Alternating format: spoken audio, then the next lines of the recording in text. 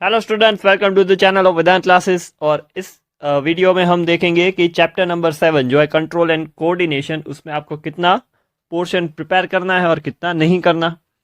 तो इस चैप्टर में बेसिकली जो बात है वो दो चीज़ों की है, एक एनिमल्स की और एक प्लांट्स की। सो एनिमल्स के पास कंट्रोल एंड कोऑर्डिनेशन के लिए एक नर्वस सिस्टम होती है और उसके पास हॉर्मोन्स होते हैं, ठीक है। और प्लांट्स के पास नर्वस सिस्टम नहीं होती, सिर्फ हॉर्मोन्स होते हैं। तो इस चैप्टर में बेसिकली प्लांट का पूरा पोर्शन निकाल दिया है और नर्वस सिस्टम और हॉर्मोन्स रखा है एनिमल्स के, ठीक है। तो ये बात क्लियर है। तो सबसे पहले जो इंट्रोडक्टरी पार्ट है वो आपको पूरा प्रिपेयर कर लेना है, रीड कर लेना है अच्छे से। फिर आता है यहाँ पे देखो 7.1 नर्वस सिस्टम इन एनिमल्स। तो ये पूरा का पूरा टॉपिक आपको प्रिपेयर करना है। यहाँ पे न्यूरॉन दिया है, काफ़ी इंपॉर्टेंट है, लास्ट ईयर भी पूछा था इससे सवाल, ठीक है। ये सारी चीज़ें आपको प्रिपेयर करनी है। फिर आता है एक और इम्पॉर्टेंट टॉपिक जो है रिफ्लेक्स एक्शन। सो रिफ्लेक्स एक्शन होता क्या है वो यहाँ पे दिया है, पूरा का पूरा टॉपिक आपको लर्न कर लेना है अच्छे से, बढ़िया है। फिर आता है रिफ्लेक्स आर्क, जो काफ़ी बार बोर्ड एग्जाम में पूछा है, तो ये काफ़ी इंपॉर्टेंट क्वेश्चन होगा।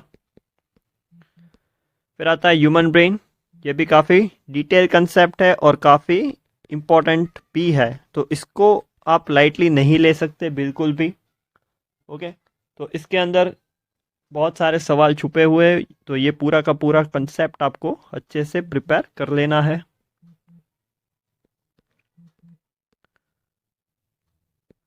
यहाँ पे देखो कितना बढ़िया डायग्राम दिया है ब्रेन का। डायग्राम की प्रैक्टिस करना भी बहुत ही ज़रूरी है।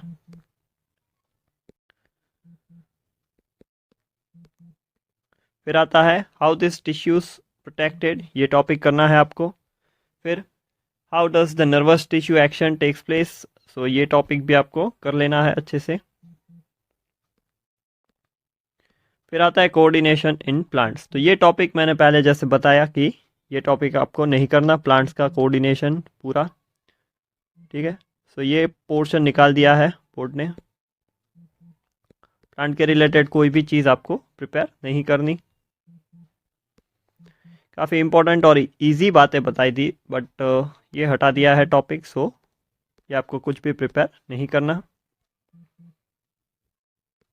कि प्लांट्स के अंदर कोऑर्डिनेशन कैसे होता है। फिर आती है बात हॉर्मोन्स इन एनिमल्स, काफ़ी इंपॉर्टेंट टॉपिक। इसके अंदर जो भी सारे एनिमल्स के हॉर्मोन्स है उसकी बातें की है, तो काफ़ी इंपॉर्टेंट चीज़ रहेगी ये। इसको आपको एक एक लाइन डिटेल में पढ़नी है, ठीक है।